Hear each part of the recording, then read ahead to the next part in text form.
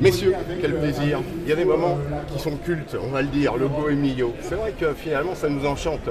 Bien sûr l'estomac à un moment ou un autre, mais surtout l'esprit. Je suis ravi en tout cas Nicolas de partager ce moment. Puis je voulais démarrer avec une singularité du Goemio parce que c'est marqué juste derrière toi, dénicheur de talent. Et ça, c'est pas qu'une vocation, c'est une préoccupation. C'est ça, c'est une préoccupation et ça fait partie de l'ADN de Goemio. Oui. Donc chez Goemio, on a à cœur d'accompagner les jeunes dans leur progression et dans leur installation. On a un dispositif qui s'appelle la dotation Jeunes Talents d'ailleurs, qui met les jeunes qui veulent ouvrir leur premier établissement en relation avec les partenaires pour les aider à se lancer justement.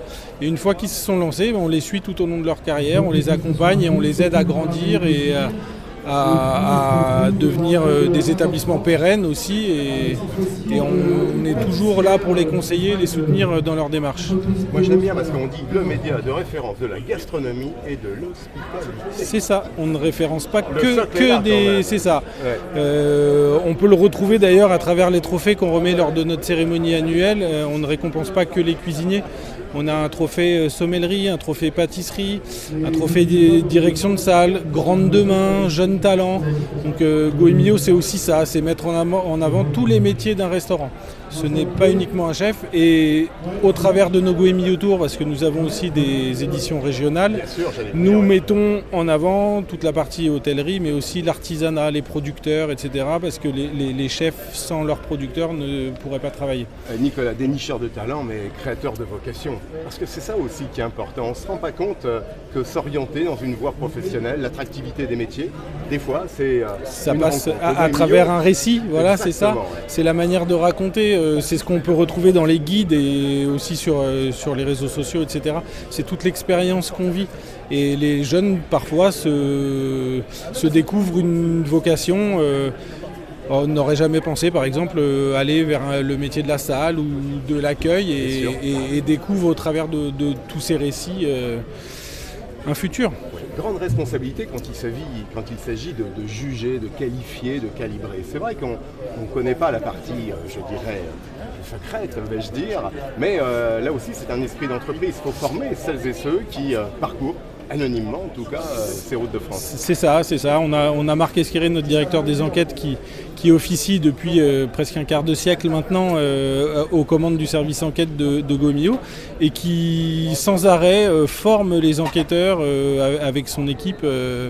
On a un lieu d'ailleurs au siège de Goemio qui est prévu pour ça, avec une cuisine professionnelle où on apprend, on réapprend en tout cas aux candidats. Ceux qui sont déjà en place, les enquêteurs qui sont répartis partout en France font des mises à jour assez régulières, mais on a aussi les nouveaux qui viennent étoffer l'équipe. Et pour couvrir tout le territoire, parce qu'on est présent vraiment sur tout le territoire de l'Hexagone, puisque là aujourd'hui on parle de la France, même si Goemio est très présent à l'international, mais oui, c'est un maillage très important sur tout le territoire français, avec des enquêteurs qui sont tous en local.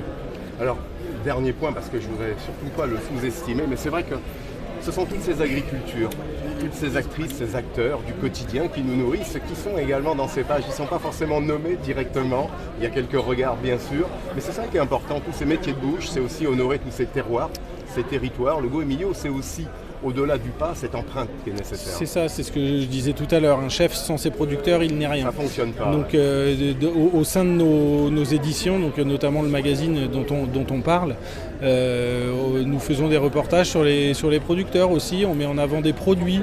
Bien sûr, on parle beaucoup de tables et de chefs, mais aussi de tous les acteurs de l'écosystème qui tournent autour de la gastronomie. On a la chance d'avoir à tes côtés le président Benoît Potrin. Es-tu confrère d'ailleurs d'une confrérie? Pas encore, non. Il va falloir y remédier. C'est ça. On en discute avec Benoît, justement. Voilà. Alors, confrérie, tu y plusieurs onologiques, gastronomiques, ça serait quoi finalement s'il fallait t'orienter? Et alors là, nous sommes aujourd'hui sur le mondial du rhum, donc alors, la gastronomie, mais aussi dans le rhum où je suis déjà un petit peu impliqué quand même dans certaines choses. On va y travailler savamment.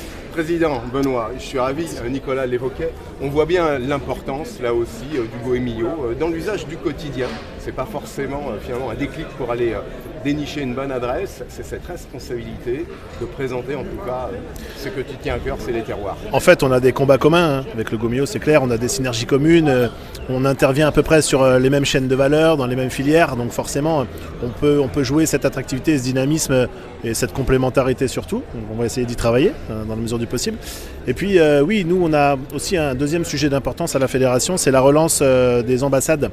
Donc régionales pour le coup sur les Drumcom. Donc on a déjà relancé la Guyane l'année dernière et là on va relancer la Réunion, la Guadeloupe et la Martinique.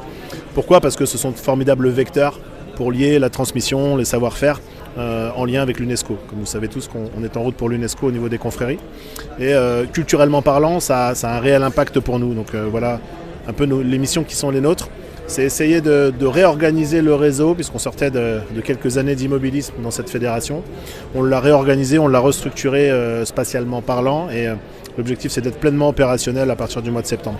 En tout cas, messieurs, moi j'ai hâte qu'on puisse être au chapitre, parce qu'il y a des moments festifs qui ne se déclinent pas. Cher Nicolas, on se dit à bientôt. À très bientôt. Merci Eric. Merci Benoît. Salut.